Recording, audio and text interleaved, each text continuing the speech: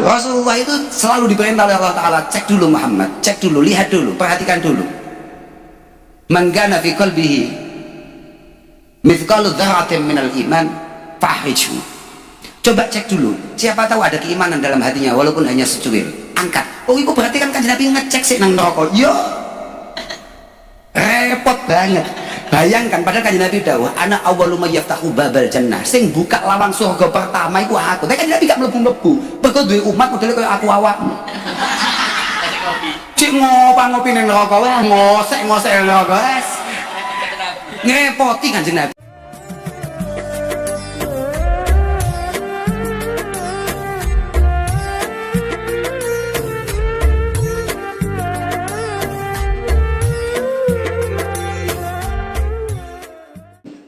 Dawuh Mbah Kanjeng Nabi,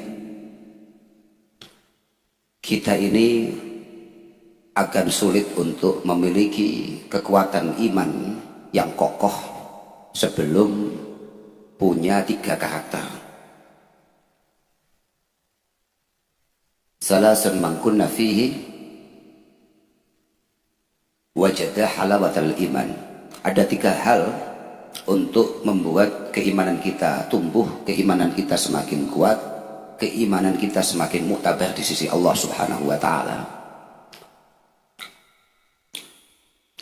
Yang pertama, kula dugi kesalahan kula mangan dele, malah selilitan. Nggih. Kula dadi repot kula. Ayyuhibballaha wa rasulahu. Oke, gitu. Sampai lali hadis ya. Ayyakunallaha wa rasulallah wa rasulahu. Keleru aku. Ayyakunallahu wa rasuluhu ahabba ilaihi mimma siwahuma. Sampai keleru. Karena selilitan pas nang tengah ya. Kita harus mulai belajar menganggap arahan-arahan perintah-perintah, cegah larangan-larangan Allah Subhanahu wa Ta'ala dan Rasulullah Muhammad sallallahu alaihi wasallam adalah yang paling penting untuk menjadi prioritas kita. Karena di hadis yang lain Rasulullah mengatakan la yu'minu ahadukum hatta akuna ahabba ilaihi min walidihi wa waladihi wa nasi ajma'in. Bahwa keimanan kita tidak dianggap sempurna, tidak dianggap istimewa sebelum kita menganggap Allah dan Rasulullah adalah yang paling pantas untuk kita pentingkan, untuk kita anggap penting, untuk kita hargai, kemudian kita mengaku mencintainya. Kula niku teng pundi-pundi selalu matur bahwa idza kana nisful hubbi al-ihtimam fa kana nisful baqi al-ihtiram. Ketika siapapun mengaku mencintai seseorang, ketika siapapun mengaku mencintai apapun, maka 50% adalah perhatian, 50% yang lain adalah memuliakan, menghargai. Karena kalau hanya sekedar menghargai saja, kalau hanya sekedar memperhatikan saja, bagaimana nasib ibu-ibu yang punya suami sangat menghargai tapi sangat perhatian tapi tidak menghargai. Perhatian tapi tidak menghargai. Bulanan masuk, semua kebutuhan ada, tapi di luar nakalnya minta ampun. Artinya apa? Ketika jenengan bersusah payah datang ke majelis-majelis seperti ini dalam rangka membangun cinta kepada Rasulullah Muhammad sallallahu alaihi wasallam, tapi jenengan gak isyaan, ihtimamnya ada, tapi ihtiramnya gak ada. Perhatiannya ada, sampai panjenengan bersusah payah, mungkin berangkat dari tempat yang jauh, berangkat dari waktu yang sangat awal, tapi ihtiramnya nggak ada, dan itu nggak cukup disebut sebagai cinta.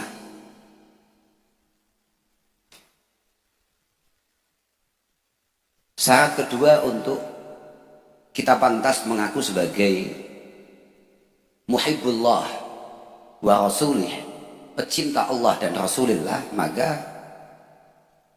ayuhibbal mar'a la yuhibbuhu illa lillah. Ketika kita cocok dengan seseorang, kita mengidolakan seseorang, kita berteman dengan seseorang, kita membangun hubungan dengan seseorang, tidak ada tujuan lain kecuali dalam rangka melangkah untuk memperkuat ketakwaan di antara kita. Artinya kita tidak boleh lupa bahwa Allah Subhanahu wa ta'ala mengatakan al-akhilla yauma idzin ba'dhum li ba'din aju illal muttaqin, bahwa semua hubungan yang kita bangun hari ini terhadap siapapun, entah itu bersifat kekeluargaan, pertemanan atau yang lain, itu semua potensinya hanya akan menjadi penyesalan dan bencana di hadapan Allah Subhanahu wa ta'ala ketika hubungan itu tidak berawal dan berujung Allah Subhanahu wa ta'ala. Ketika hubungan yang kita bangun itu tujuannya bukan untuk meningkatkan kualitas ketakwaan kita, kualitas kedekatan kita, kualitas mahabbah atau cinta kita kepada Allah Subhanahu wa ta'ala.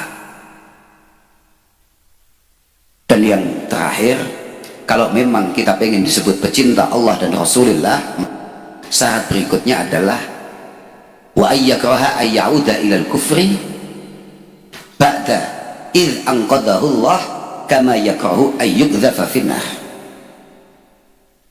Ketika kita sudah berada di titik di mana kondisi ini punya potensi diridhoi oleh Allah Subhanahu wa ta'ala, kita sangat-sangat khawatir dan tidak ingin kita akan kembali di masa-masa di mana langkah kita jauh dari sentuhan kebenaran, sentuhan arahan dan aturan Allah Subhanahu wa ta'ala. Artinya gitu.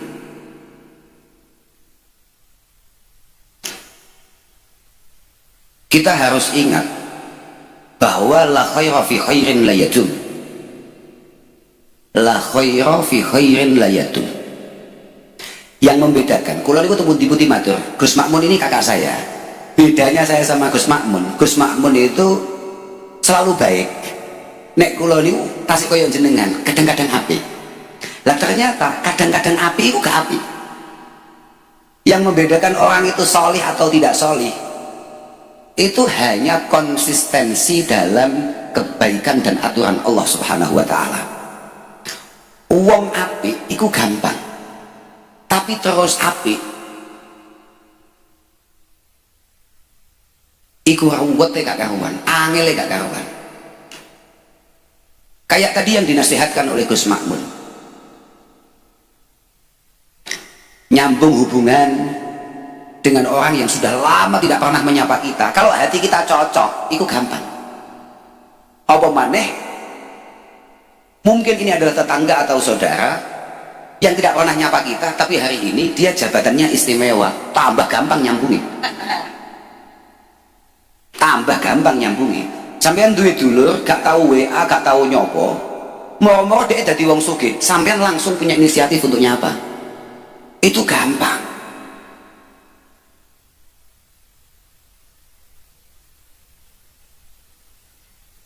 Memaafkan kesalahan orang-orang yang sebetulnya kita itu cocok, itu juga mudah. Yang sulit itu adalah nyambung uang sing medhot hubungan kambe awake dhewe, nyambung orang yang sudah memutus hubungan dengan kita dari awal. Kita sebetulnya nggak ada keuntungannya sama sekali. Punya saudara model kayak gitu itu, wah itu berat. Dan disinilah kesolehan, nurus sholah itu diuji ya di sini ya. Nurus sholah itu diuji ya di sini ini. Artinya apa? Ketika Rasulullah mengatakan ahsin man ahsana ilaik, itu mudah. Kalau ada orang menguntungkan untuk kita, kemudian kita misalnya ada orang yang ketika ketemu selalu ngasih apa, selalu ninggalin apa, pas dia main ke rumah kita, kita sambut dengan sangat luar biasa, kopi keluar, teh keluar, rokok kita carikan, itu gampang karena memang sebelum-sebelumnya ahsana ilaik. Lah tapi kalau perintahnya wala tusik man asaat, kalau perintahnya kamu harus membalas orang yang menyakiti kamu dengan balasan yang baik, nah itu butuh majelis lurus sholah untuk mengantarkan kita ke surga.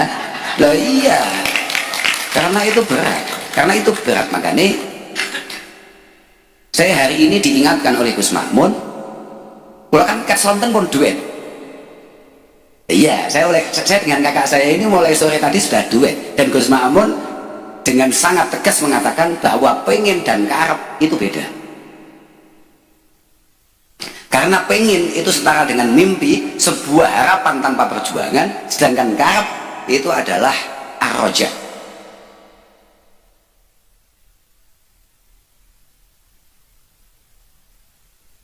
Beliau tadi malah mengatakan bahwa roja itu adalah ta'alluqul qalbi bimarhubin, tapi ma'al akhdhi fil asbab.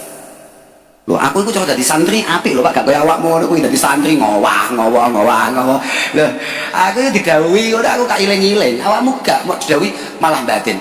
Iki dawuh gak mari-mari nyapon. Memang kempluk iki pancen gawan, paham eh? Wis ngono kuwi gawan angel ngono kuwi. Artinya begini dawuhnya Gus Makmun itu, bahwa sudah, misalnya Gus Makmun tanya sama jenengan, sama niku pengen dadi wong apik apa ora? Sampean pengen dadi wong sing entuk rahmat lan maghfirah ya Allah taala apa gak? Lah itu nggak cukup cara Gus Makmun. Karena ketika sampean pengen mendapatkan rahmat dan maghfirah Allah taala, kasih sayang, belas kasih, sentuhan, ampunan, maka di sana dibutuhkan karep. Lah karep itu butuh usaha, butuh pembuktian. Bahkan kula wau ngaji, ternyata orang yang masturul fiski, orang yang kefasekannya itu tidak diketahui, dan pada akhirnya dia layak untuk dijadikan saksi, minimal saksi nikah begitu saja, maka dari masa dia tobat itu harus diuji minimal 1 tahun. Artinya gue artinya gini loh Pak, lek ono wong sing nyoto-nyoto fasek 5 menit atau setengah jam sebelum akad itu dijadikan saksi, itu gak dadi, ngono lho maksudnya lho. Ora dadi. Ini butuh waktu untuk membuktikan bahwa ada keseriusan dalam apa yang kita harapkan, dalam apa yang kita inginkan. Tapi pun lah, zaman kita sementing anu lah, sementing awake dhewe melu selawatan, bakal di Nabi ridho, bakal di Nabi marem, muga-muga entuk syafaate. Semangat apa mulai ngono kuwi. Pancen karakter-karakter wong mlebu surga sing dadak ngopi ning neraka iku pancen ya beda, paham ae? Lho, ya semangat nek model ngono kuwi. Lho tenan lho. Iku wong sing pancen cita-citane ngrepoti Kanjeng Nabi.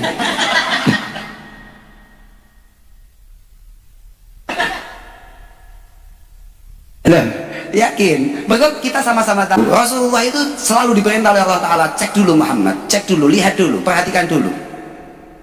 Man kana fi qalbihi mithqalu dzarratin minal iman fahrijhu. Coba cek dulu, siapa tahu ada keimanan dalam hatinya walaupun hanya secuil. Angkat. Oh, itu berarti kan Kanjeng Nabi ngecek sih nang neraka. Yo.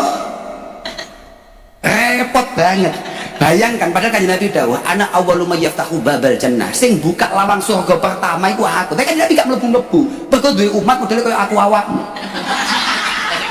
Cik ngopi ning neraka wae, ngosek-ngosek ning neraka wes. Ngrepoti Kanjeng Nabi. Ngrepoti Kanjeng Nabi. Ya gak apa-apa. Ya panjenengan piye? Ya Allah.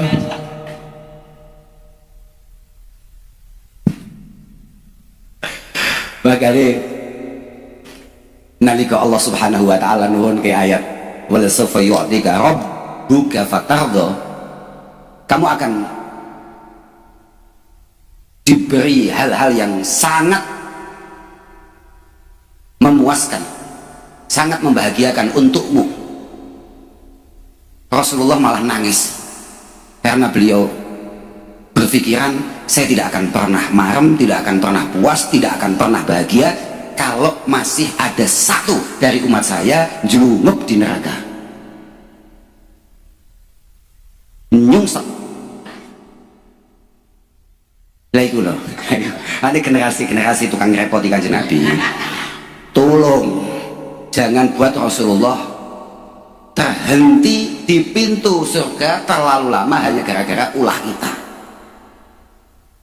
Bangun rasa mahabbah ini bil ittiba wal iktida wal itti'at, dengan usaha semampu kita, usaha semaksimal kita untuk mengikuti beliau, usaha mati-matian kita untuk menjauhi apapun yang kira-kira membuat beliau itu tidak suka.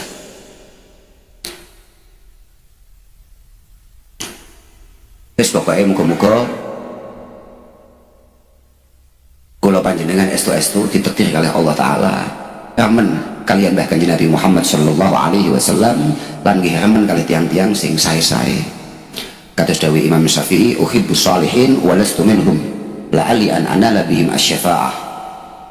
Kita ini mungkin hari ini belum baik, tapi walaupun kita tidak baik, walaupun kita belum baik, tapi kita akan mencoba terus mencintai orang yang baik-baik. Siapa tahu beliau-beliau yang baik-baik berkenan untuk memberikan syafaatnya, untuk membagi keberkahannya kepada kita semua. Wa akrahu man tijaratuhul ma'asi wa in kunna sawa'an fil bid'ah. Dan walaupun kita ini tukang maksiat, kita ini tukang salah, tapi ya tetap dengan perilaku-perilaku yang salah, dengan perilaku-perilaku yang buruk, kita akan tetap berusaha untuk tidak suka walaupun masih melakukan. Cuman kita gak paham sampean, ya dah. Wa akrahu man tijaratuhul ma'asi, orang-orang yang kira-kira pelaku-pelaku maksiat,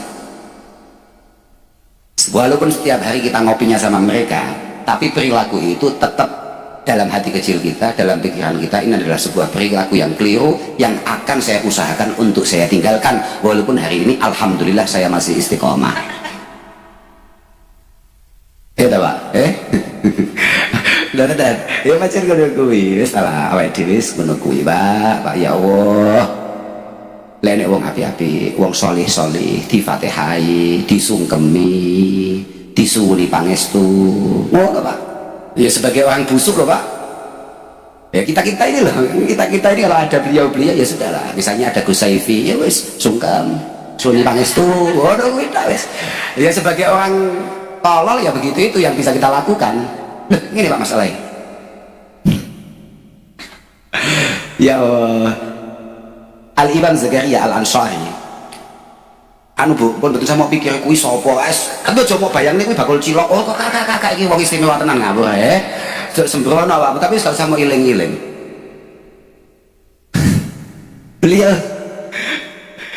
Beliau mengatakan bahwa jangan sampai iyyaka wa ta'na masyayikh zamanikum, kamu itu jangan sampai jadi orang yang tidak memiliki rasa hormat atau bahkan mencaci maki para kiai-kiai yang ada di eramu. Masih kowe duduk wong apik, masih kowe duduk wong alim, masih kowe duduk wong ahli ibadah, tapi tolong jangan sekali-kali mencaci maki orang-orang salih yang ada di sekitar kita.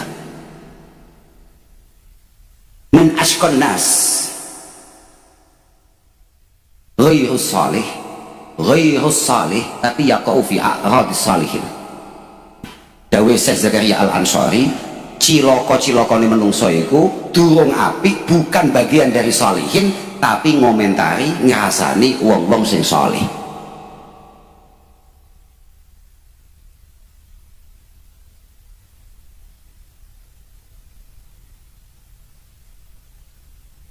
Kata Abu Yazid Al-Bustami, ahbib awliya Allah liyuhibbuk.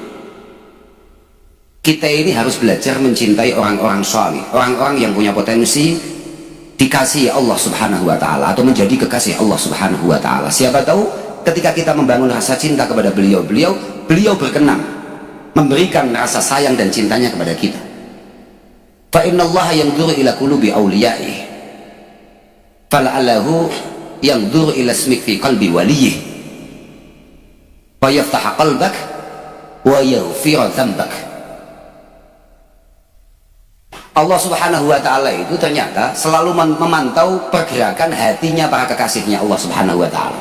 Siapa tahu, la'allahu, siapa tahu Allah Subhanahu wa ta'ala melihat ada nama kita di hati salah satu kekasihnya, yang kemudian membuat kita mendapatkan futuh, mendapatkan hati yang terbuka untuk menerima kebaikan-kebaikan dan menerima pencerahan-pencerahan untuk meningkatkan kualitas pribadi kita di hadapan Allah. Dan juga siapa tahu keberkahan itu semua, dosa-dosa kita di masa lampau itu dimaafkan oleh Allah Subhanahu wa Ta'ala. Makanya demen ngambek wong apik itu penting. Wes ora apik ora demen podo. Al-Imam Abu Darda mengatakan utlubu al-ilma, kamu itu semua harusnya jadi santri. Saya masih ingat dawuh Mbah Maimun, Allah yarham Romo Kiai Maimun Zubair. Beliau mengatakan bahwa saiki wis ono hari santri. Saiki wis ono hari santri yang sebentar lagi mungkin akan dirayakan oleh teman-teman para santri. Kalau nggak salah oleh Pak Jokowi kala itu dikasih di bulan Oktober kalau nggak salah. Iya. Tanggal berapa? 22. Tanggal 22. Dawe Mbah Maimun, menjadi santri itu tidak hanya sekedar kebanggaan, apalagi hanya sekedar slogan. Tapi jadi santri itu adalah kewajiban. Menjadi santri itu kewajiban, dan ini sesuai dengan bahasane Al-Imam Abi Darda mengatakan utlubu al-ilma, utlubu al-ilma. Kamu itu kalau bisa, kalau mungkin kamu harus jadi santri. Kalau memang tidak mungkin, fa in ajastum, karena ada dari kita, karena situasi, kondisi dan lain sebagainya tidak memungkinkan untuk nyantri, maka fa'ahibbu ahlah, maka belajarlah mencintai orang-orang ngaji, orang-orang nyantri. Fa'in lam tuhibbuhum, kalau memang kita tidak mampu untuk mencintai beliau-beliau itu, maka fala tubghiduhum. Kalau memang kita tidak mampu mencintai beliau-beliau yang lagi ngaji, yang lagi semangat-semangatnya ngaji, ya kalau bisa jangan sampai kemudian kita membangun permusuhan di antara kita dengan beliau-beliau itu, apalagi membangun kebencian dengan beliau-beliau itu.